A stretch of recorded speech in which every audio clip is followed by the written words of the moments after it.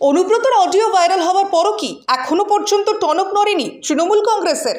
কেষ্টর পর এবার ভাইরাল হলো আইএএস অফিসারের কল রেকর্ড, ধমকি বিএলএলআরওকে।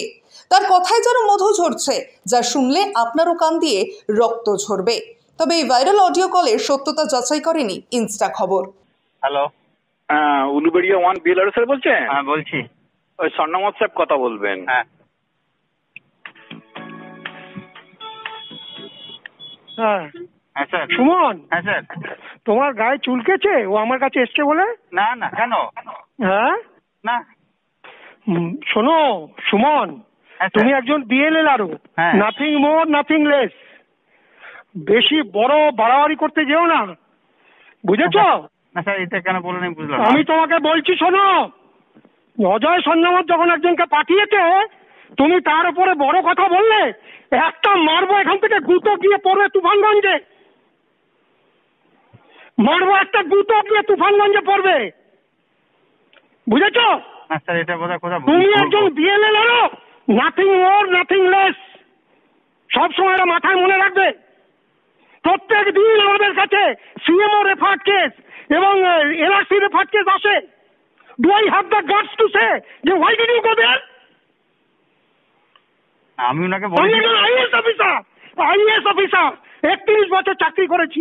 কোন লোক যদি সিএমও থেকে আসে, এলআরসি থেকে আসে, do I have the guts to say যে how they are you are coming from higher authority? না, আমি স্যার তুই একটা চুরোপুটি, তুই আমার কাছে একটা চুরোপুটি, পিঁপড়ে। তুমি জানো কি তুমি পিঁপড়ে আমার কাছে? না স্যার, এটা বোধহয় একটু ভুল হয়েছে স্যার। গব্বর সিং এর পিঁপড়ে দেখেছো? একটা মারলে মরে যায়, হাতে চাটা মারলে। আমি তুমি ওনাকে অজয় সন্ন্যামত দেখেছো না পিঁপড়ে?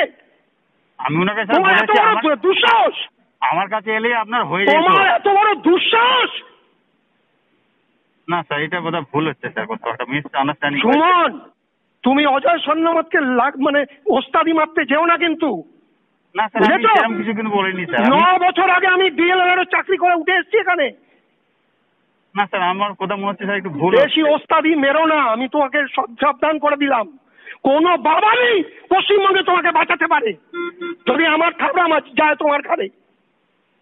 সেইটা কিন্তু ব্যাপার না স্যার, আমি আপনার হচ্ছে স্যার একটু ভুল বোঝাবুঝি হয়েছে। ওস্তাদি মেরো না, আবার বলছি ওস্তাদি মেরো না। তোমার যে রেভিনিউ অফিসার আছে তাদেরকেও বলে দিও যে যখন আমি কাউকে পাঠাই তুমি জানবে তার সঙ্গে আমার মিনিমাম 15 বছরের সম্পর্কের লোক আছে, বুঝেছো? ওস্তাদি মারার চেষ্টা করবে না, আর ওস্তাদি যদি মারো তাহলে কিন্তু তোমাকে তোমাদের মতো পিঁপড়েদের টিপে মারতে আমার 5 মিনিট লাগবে না। এটা তোমাকে আমি বলে দিলাম, খুব সাবধান করে দিলাম। প্রথমে বোলপুর থানার আইসি, তারপর এক বিএলএলআরও। তৃণমূলের ওই মিষ্টি কথার শিকার পরপর 2 সরকারি আধিকারিক। অনুব্রতর মুখের ভাষায় ঝড় উঠেছিল রাজ্য রাজনীতিতে। একই সঙ্গে তৃণমূলের ওপরও চাপ বেড়েছিল।